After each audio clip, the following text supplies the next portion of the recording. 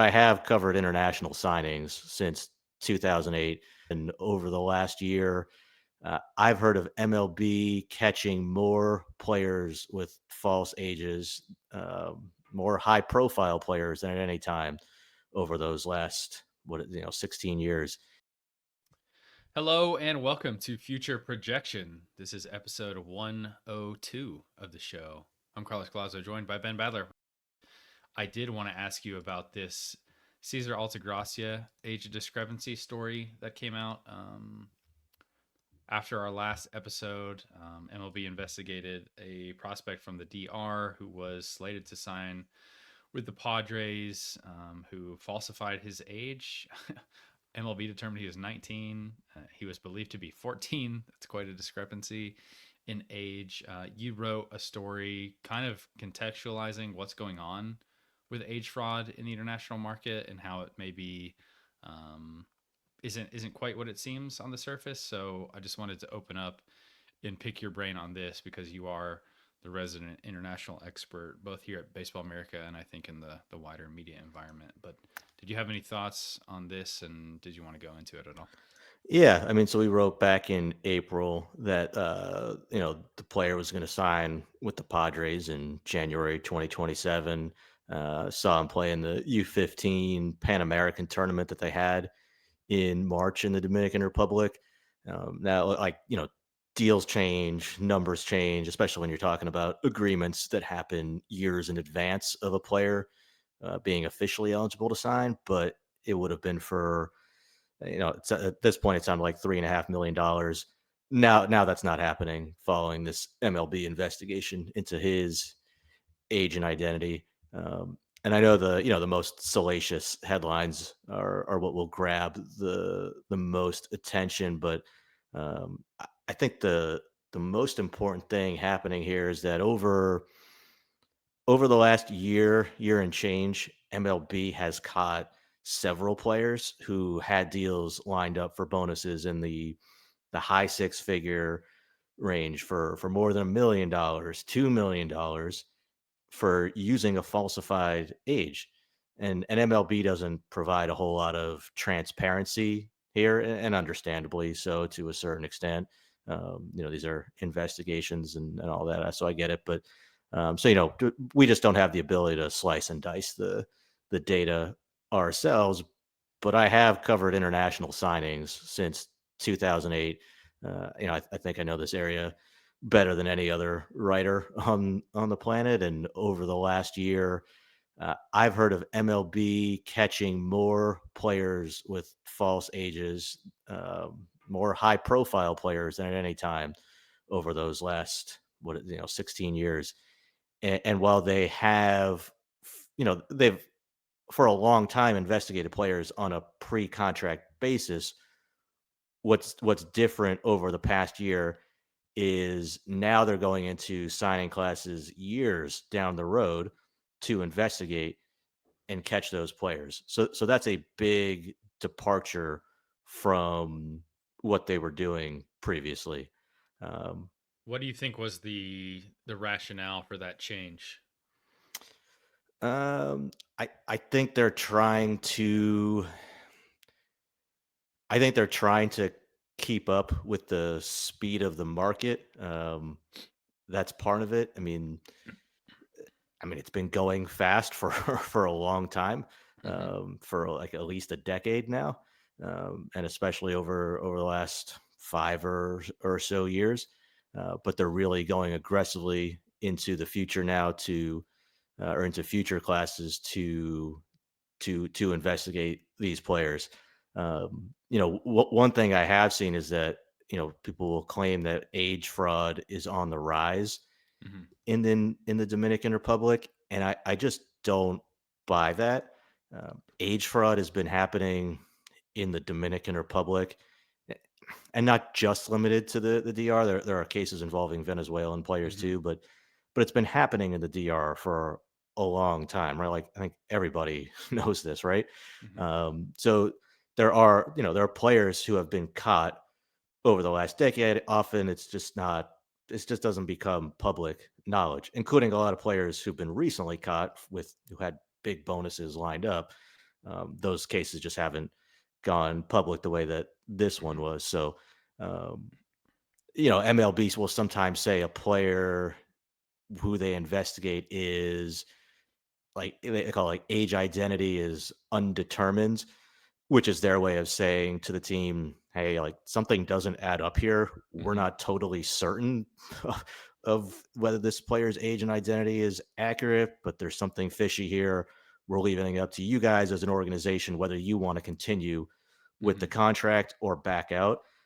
But age fraud has just continued to be an issue in the Dominican Republic over the past decade, but players were just still passing through the system and Mhm. signing using a false age or identity. So I don't think it's accurate to say that age fraud itself is increasing. We're just What hearing about it more. Yeah, what does seem to be changing and what does seem to be increasing is the amount of potential high bonus players that MLB is catching over the last, let's say, 12 to 18 months, and how many years in advance of their Mhm. signing ability, or excuse me, their signing eligibility, that they're catching them, Yeah. which would mean that MLB over the last year or so appears to have become significantly more effective or more competent in its investigative effectiveness to combat age fraud. Mm. Do you think that speaks to any plans to shake up the market in the future? One of the first messages that I got after this story broke was from a scout who was just saying, we need an international draft to fix this. It's just so chaotic. And the international draft, for a lot of people, is just the default answer to solving these problems. And I don't necessarily disagree with that. So, do you think this signals any sort of noise on that front? I feel like we've talked about the specific international draft since the start of the podcast, but have you heard any more on that potentially becoming a solution for a lot of the issues that we've talked about in the international market? Not just age fraud. There's lots of things that are problematic about it and difficult. But what are you hearing on that front? Well, MLB definitely wants an international draft. Maybe they use this as an example of why we need one. Um, but I think people may be conflating different issues here. uh, People who maybe don't follow international signings may be surprised to see that players have agreements in place. Like all 30 teams are doing agreements with players when they're by the time they're 14 years old or 13 Mm-hmm. years old, even though they can't really sign until they're 16, 17. So certainly an international draft would cut that out. But as far as using falsified ages, how would that stop or how would that curtail Mm-hmm. players using falsified ages? Because what's happening right now is MLB knows who these players are who have top end bonus deals lined up for 2025, 2026, 2027, Mm-hmm. 2028, so they can go out years in advance and investigate these players so they can easily identify who the players are who are getting the biggest bonuses because those are the ones who are the most important to investigate to protect their clubs and protect those investments. If a $50,000 player turns out to be 19 instead of 16, the team that signed him is not going to be happy, but it's Mm-hmm. much more important to be able to investigate the player signing for $2 million. So if we go to a draft, those deals obviously go away. So now how does MLB determine which players they're going to investigate Mm-hmm. on a pre-contract basis going into the draft? It's not like in the United States here where we have this very robust system of college baseball, especially. But the whole high school prospect circuit, or just draft coverage of players in organized baseball. Like obviously there's pop up players that come up through the draft every year, but we do have a pretty organized system and are able Mm. to identify the early round picks and who they're going to be well in advance of the draft. And we just don't really have that in the Dominican Republic. When you have a player like a Leo Dallas DeVry or Emil Morales, two prominent players who just signed this year. Yeah, I mean, those players stand out from an early age, and if they're in big programs, everybody's going to know who they are, and MLB is going to know who they are.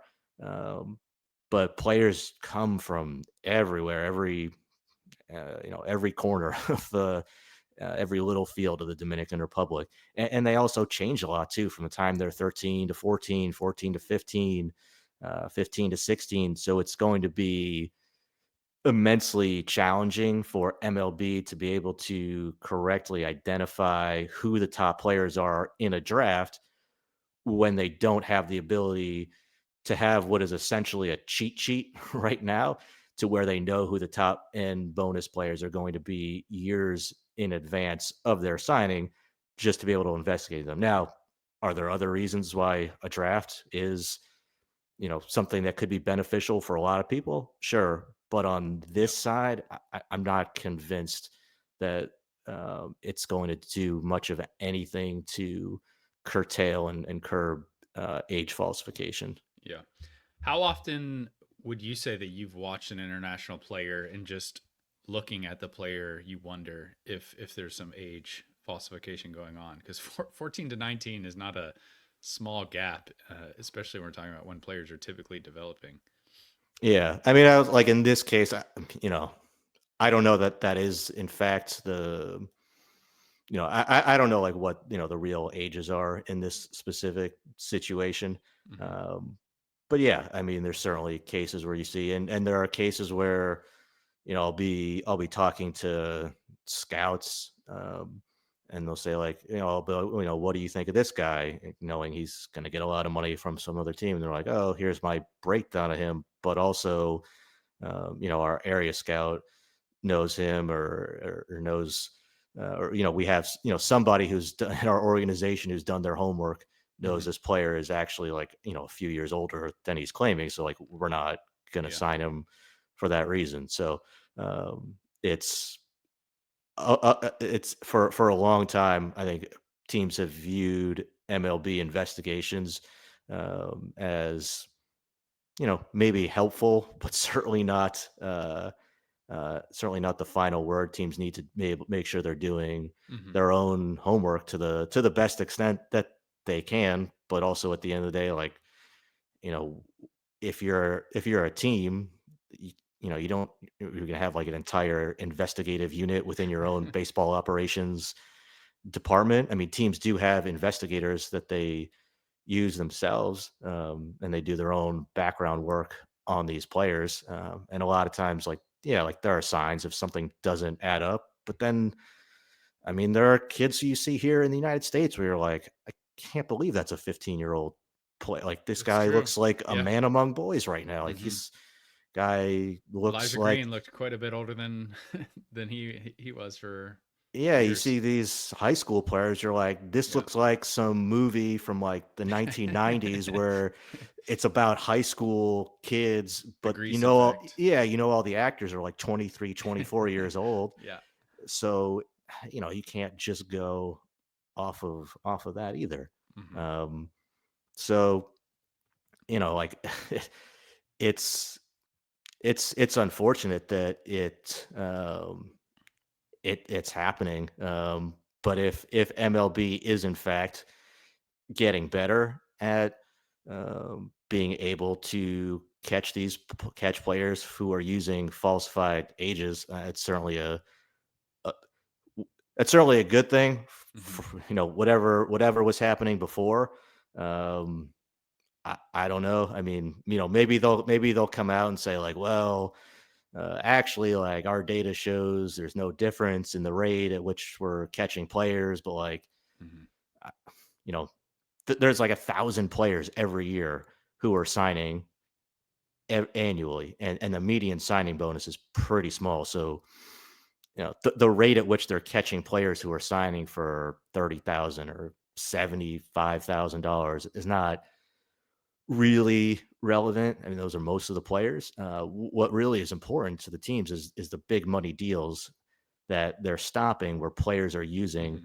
falsified ages, where there's a lot of money at stake for the team, for the player, and for all of the parties involved who are getting a cut of that contract, and those are the cases that that are the most important